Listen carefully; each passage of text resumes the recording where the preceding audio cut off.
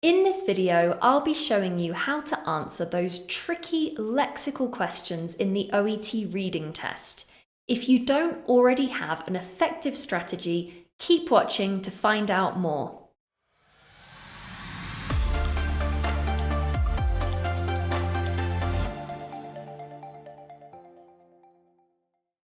Hi there everyone, and welcome back to another OET video from Swoosh English. My name is Grace. I am an expert OET teacher and academic manager. Now in this video, I'm going to show you some lexical questions from a real OET reading test and then show you an effective strategy for how to answer them. So let's get started. So here is our example of a lexical question in part C of the reading test. As you can see, it mentions which paragraph you will find the phrase in. In this case, it's the 6th paragraph of the text. And then we have our expression or our phrase provided here in bold and underlined with our 4 possible answer options.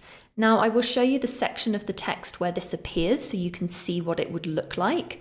And as you can see, it very clearly stands out because it is there bold and underlined. So it will always be very easy for you to find the particular phrase that you need to pay attention to. Now I'm going to talk you through the strategy you should use to answer this type of question. First, we're going to start with the text. You need to read the sentences before and after the phrase, and then start to think about what that phrase could mean using the context of the surrounding words and sentences. Once you've done that, think of a definition for this phrase in your own words. Think about what it could mean, keeping in mind the overall context. That's very important. Once you have an idea in your head of what that phrase means in this sentence, you can go to your 4 answer options and see if any of those match up with your ideas. Remember, as always in OET Reading Part C, it's a good idea to eliminate incorrect answer options as you go, and then the ones that you're left with, you can decide which one most fits the idea or the definition that you made when you were reading the text. Now we're going to use this strategy to answer the question. Now keep in mind that in the real OET reading test, you will probably already have read the paragraph in question to answer something else, or you will at least have an idea of the context of the overall text that you are reading. Because we're just practicing, I'm not going to give you the entire text to read, but I will give you the title and a bit of context just to help you with this question.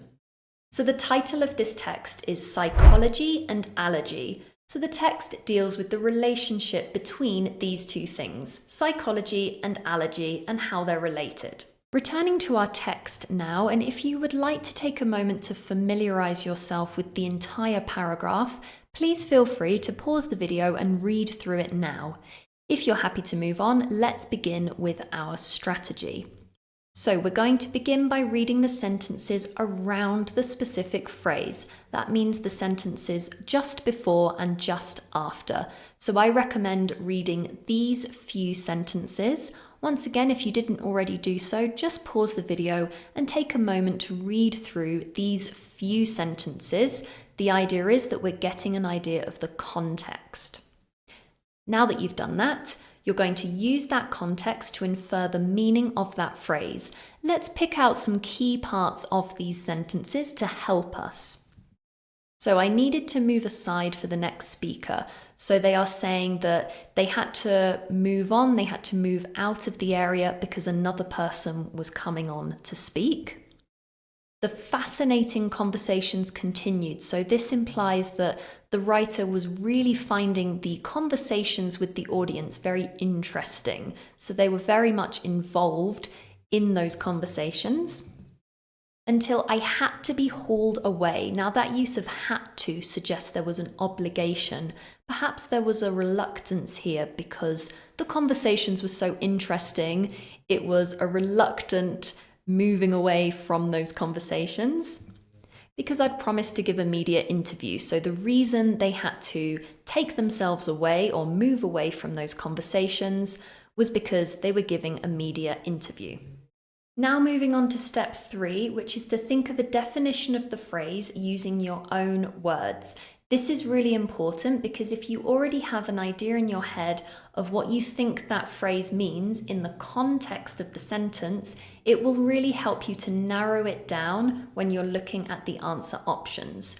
So what I can infer from the context of these sentences is that the speaker was having really interesting or enjoyable conversations with the audience, and there was this suggestion of a reluctance to leave those conversations because they were so interesting.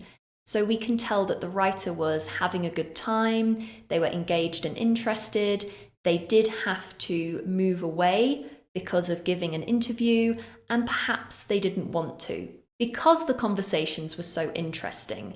So I've got an idea in my head now of this phrase hauled away, suggesting moving away from something that you're interested or engaged in, kind of against your will or reluctantly. So let's now go to the answer options and see if any of those fit my idea. Starting then with option A, we've got his reluctance to speak to the media about his work. Now, we did have this idea of a reluctance, so a reluctant moving away from the fascinating conversations, but there was nothing in the text that suggested a reluctance to speak to the media.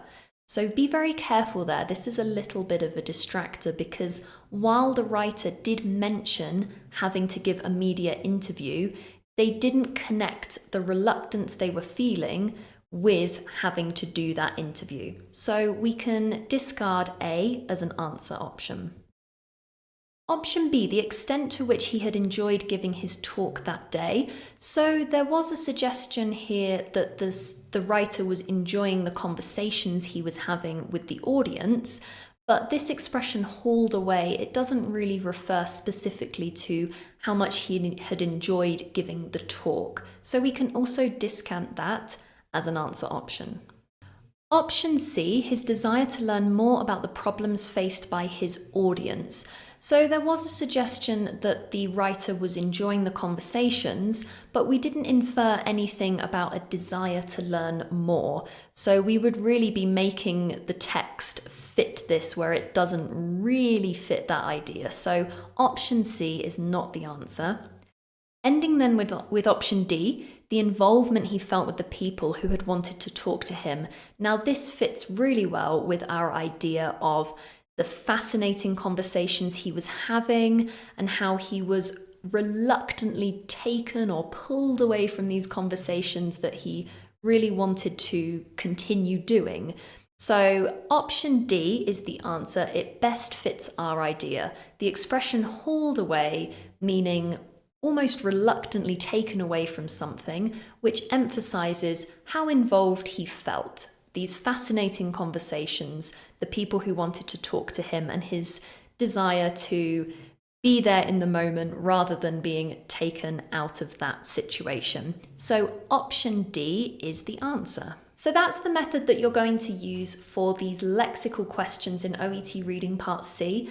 Let's review that method now so that you can confidently use it the next time you do a practice test. First, you're going to read the sentences before and after the phrase to give you an idea of the overall context.